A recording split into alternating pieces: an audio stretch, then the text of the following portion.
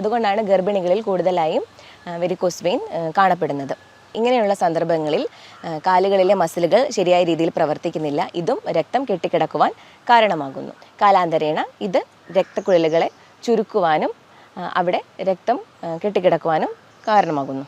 ഇനി ഈ ഒരു അസുഖത്തിൻ്റെ ലക്ഷണങ്ങൾ എന്തെല്ലാമാണെന്ന് നമുക്ക് നോക്കാം. കാലാന്തരേണ ഇത് ബ്ലീഡിങ്ങിനും അതേപോലെ എക്സിമ, അതായത് തൊലിപ്പുറത്തുള്ള മറ്റ് മാറ്റങ്ങൾക്കും കാരണമാവുന്നുണ്ട്. അതേപോലെ പാദങ്ങളിലുണ്ടാകുന്ന ആകൃതി വ്യത്യാസത്തിനും ഇത് കാരണമാകാറുണ്ട്.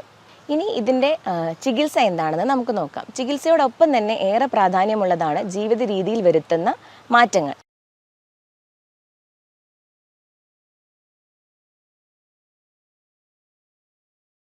നമസ്കാരം, ഞാൻ ഡോക്ടർ ദീപ്തി, എഥിനി ആയുർവേദ ഹോസ്പിറ്റലിലെ ശല്യതന്ത്രം മെഡിക്കൽ ഓഫീസറാണ്.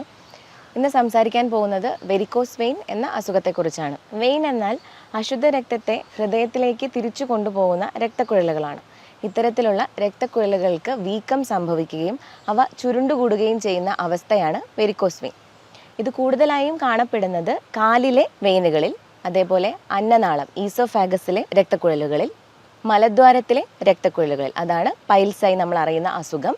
അതേപോലെ വൃഷണസഞ്ചിയിലെ രക്തക്കുഴലുകൾ, അതാണ് വെരിക്കോസിൽ എന്ന് പറയുന്ന അസുഖം.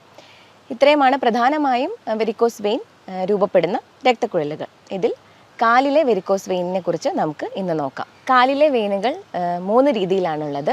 സൂപ്പർഫിഷ്യൽ, അതായത് ഏറ്റവും പുറമേയുള്ള വെയിനുകൾ.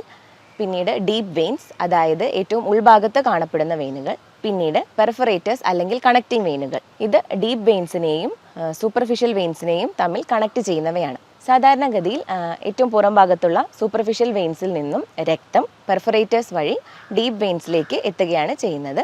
അവിടെ നിന്നും വാൽവുകളുടെയും മസിൽസിൻ്റെയും സഹായത്തോടുകൂടി രക്തം ഹൃദയത്തിലേക്ക് പമ്പ് ചെയ്യപ്പെടുന്നു. ഈ ഒരു മെക്കാനിസത്തിന് എന്തെങ്കിലും തകരാറ് സംഭവിക്കുമ്പോൾ, അതായത് ഈ ഒരു കണക്റ്റിംഗ് വെയിൻസിൻ്റെ തകരാറുകൾ അല്ലെങ്കിൽ ഡീപ്പ് വെയിൻസിനകത്തുള്ള വാൽവുകളുടെ തകരാറുകൾ, ഇവയെല്ലാം രക്തം സൂപ്പർഫിഷ്യൽ വെയിൻസിൽ, അതായത് പുറമേയുള്ള രക്തക്കുഴലുകളിൽ കെട്ടിക്കിടക്കുവാൻ കാരണമാകുന്നു. അതേപോലെ കാൽവണ്ണയിലെ മസിലുകളുടെ പ്രവർത്തന സമയത്ത് അകത്തുള്ള വെയിനുകളിലെ രക്തം പെർഫറേറ്റേഴ്സിലൂടെ പുറത്തെ രക്തക്കുഴലുകളിലേക്ക് എത്തുകയും അവിടെ കെട്ടിക്കിടക്കാനും കാരണമാകുന്നു. കാലാന്തരേണ ഇത് രക്തക്കുഴലുകളെ ചുരുക്കുവാനും അവിടെ രക്തം കെട്ടിക്കിടക്കുവാനും കാരണമാകുന്നു. ഗർഭാവസ്ഥയിലും ഗർഭപാത്രത്തിലെ മുഴകളിലും രക്തത്തിൻ്റെ ഒഴുക്കിനെ തടയുവാനും ഇത്തരത്തിൽ രക്തം കെട്ടിക്കിടക്കുവാനും കാരണമാകുന്നുണ്ട്. അതുകൊണ്ടാണ് ഗർഭിണികളിൽ കൂടുതലായും വെരിക്കോസ് വെയിൻ കാണപ്പെടുന്നത്. അതേപോലെ ഒരുപാട് നേരം നിൽക്കേണ്ടി വരുന്ന അവസ്ഥകളിൽ, ചിലർക്ക് ജോലിയുടെ ഭാഗമായി ഒരുപാട് നേരം നിൽക്കേണ്ട അവസ്ഥ വരാറുണ്ട്. ഇങ്ങനെയുള്ള സന്ദർഭങ്ങളിൽ കാലുകളിലെ മസിലുകൾ ശരിയായ രീതിയിൽ പ്രവർത്തിക്കുന്നില്ല. ഇതും രക്തം കെട്ടിക്കിടക്കുവാൻ കാരണമാകുന്നു. അതേപോലെ തന്നെ പൊണ്ണത്തടിയുള്ള ആളുകളിലും വയസ്സാകുന്ന അവസ്ഥകളിലും ഈ ഒരു പ്രവർത്തനത്തെ സാരമായി ബാധിക്കാവുന്നതാണ്. അത് കാരണം രക്തം കെട്ടിക്കിടക്കുന്നു. അത് വെരിക്കോസ് വെയിനുകൾക്ക് കാരണമായി മാറുന്നു. ഇനി ഈ ഒരു അസുഖത്തിൻ്റെ ലക്ഷണങ്ങൾ എന്തെല്ലാമാണെന്ന് നമുക്ക് നോക്കാം. കൂടുതലായും രോഗികൾക്ക് അനുഭവപ്പെടുന്നത് വൈകുന്നേര സമയങ്ങളിലുള്ള കാലിൻ്റെ കടച്ചിൽ പോലുള്ള വേദനയാണ്. നല്ലവണ്ണം വീക്കം വന്നിട്ടുള്ള രോഗികളിലാണെങ്കിൽ കടുത്ത വേദനയായിട്ട് ഇത് മാറാവുന്നതാണ്. ഇതിനു പുറമെ തന്നെ കാലുകളിൽ വെരിക്കോസ് വെയിനുള്ള ഭാഗത്ത് കറുത്ത നിറം വരിക, ചൊറിച്ചിലുണ്ടാവുക, തൊലിക്ക് കട്ടി കൂടുക തുടങ്ങിയിട്ടുള്ള ലക്ഷണങ്ങളും കാണാവുന്നതാണ്. കാലാന്തരേണ ഇത് ബ്ലീഡിങ്ങിനും അതേപോലെ എക്സിമ, അതായത് തൊലിപ്പുറത്തുള്ള മറ്റ് മാറ്റങ്ങൾക്കും കാരണമാവുന്നുണ്ട്. അതേപോലെ പാദങ്ങളിലുണ്ടാകുന്ന ആകൃതി വ്യത്യാസത്തിനും ഇത് കാരണമാകാറുണ്ട്. Doppler ultrasound scanning, duplex ultrasound scanning, ascending phlebography, thermography, ഇങ്ങനെയുള്ള നിരവധി ടെസ്റ്റുകളിലൂടെ നമുക്ക് ഈ അസുഖത്തിൻ്റെ തീവ്രതയെക്കുറിച്ച് അറിയാനായിട്ട് സാധിക്കും. ഇനി ഇതിൻ്റെ ചികിത്സ എന്താണെന്ന് നമുക്ക് നോക്കാം. ചികിത്സയോടൊപ്പം തന്നെ ഏറെ പ്രാധാന്യമുള്ളതാണ് ജീവിത രീതിയിൽ വരുത്തുന്ന മാറ്റങ്ങൾ. അതായത് ഒരുപാട് നേരം നിൽക്കുന്ന അവസ്ഥ ഒഴിവാക്കുക. ഇരിക്കുമ്പോഴും കിടക്കുമ്പോഴും കാല് പൊക്കി വയ്ക്കുവാനായിട്ട് ശ്രദ്ധിക്കുക. അതേപോലെ ഇലാസ്റ്റിക് സ്റ്റോക്കിങ്സ് അല്ലെങ്കിൽ ക്രേപ്പ് ബാൻഡേജ് കാലിൻ്റെ വിരലിൽ നിന്നും മുകളിലോട്ട് ധരിക്കുന്നതും നല്ലതാണ്. ഇത് കാലിൻ്റെ മസിലുകളുടെ പ്രവർത്തനത്തെ സഹായിക്കുന്നു. ഇതിനു പുറമെ നമുക്ക് ഔഷധ സേവനങ്ങൾ ചെയ്യാവുന്നതാണ്. അല്ലാതെ ആയുർവേദത്തിൽ പ്രധാനമായും ചെയ്യുന്ന ചികിത്സയാണ് രക്തമോക്ഷം. അതായത് അശുദ്ധമായിട്ടുള്ള രക്തത്തെ പുറന്തള്ളി കാലുകളിലുണ്ടാവുന്ന വേദന, ചൊറിച്ചിൽ എന്നിവയ്ക്ക് ആശ്വാസം നൽകുന്ന ഒരു ചികിത്സാ രീതിയാണിത്.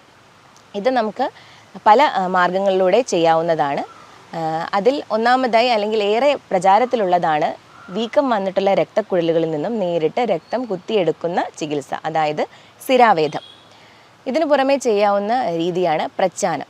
കാലുകളിൽ ചെറിയ മുറിവുകൾ ഉണ്ടാക്കിക്കൊണ്ട് രക്തത്തെ പുറന്തള്ളുന്ന രീതിയാണിത്. ഇത് കൂടുതലായും തൊലിപ്പുറത്ത് മാറ്റങ്ങൾ വന്നിട്ടുള്ള രോഗികൾക്കാണ് ഉപയോഗപ്രദമായിട്ടുള്ളത്. അതായത് ചൊറിച്ചിലും തൊലിക്ക് കട്ടി കൂടുക, അതേപോലെ തന്നെ കറുത്ത നിറം വരിക തുടങ്ങിയ അവസരങ്ങളിലാണ് ഇത് ഉപയോഗിക്കുന്നത്. ഇതല്ലാതെ കാലുകളിൽ ഒരുപാട് കാലം നീണ്ടു നിൽക്കുന്ന വെരിക്കോസ് വെയിൻ ആകുമ്പോൾ മുറിവുകൾ ഉണ്ടാവാനുള്ള സാധ്യതയുണ്ട്. ഈ മുറിവിൻ്റെ പ്രത്യേകത ഇത് ഉണങ്ങാനായി ഏറെ കാലം പിടിക്കുന്നുണ്ട്. ഇങ്ങനെയുള്ള അവസരങ്ങളിൽ നമുക്ക് അട്ടയെ ഉപയോഗിച്ചുകൊണ്ടുള്ള രക്തമോക്ഷ ചികിത്സ ചെയ്യാവുന്നതാണ്.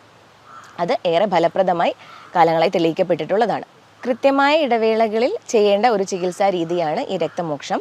ഇതിനു പുറമെ ഔഷധ സേവനത്തിലൂടെയും ജീവിത രീതിയിൽ വരുത്തുന്ന മാറ്റങ്ങളിലൂടെയും വെരിക്കോസ് വെയിനിൻ്റെ ലക്ഷണങ്ങളിൽ നിന്നും ഒരു പരിധിവരെ നമുക്ക് മോചനം നേടുവാനായി സാധിക്കും. ഈ അസുഖവുമായി ബന്ധപ്പെട്ട സംശയങ്ങൾ നിവൃത്തിക്കായി താഴെ കാണുന്ന നമ്പറിൽ ബന്ധപ്പെടാവുന്നതാണ്. ഇനിയൊരു വിഷയവുമായി അടുത്ത വീഡിയോയിൽ കാണാം.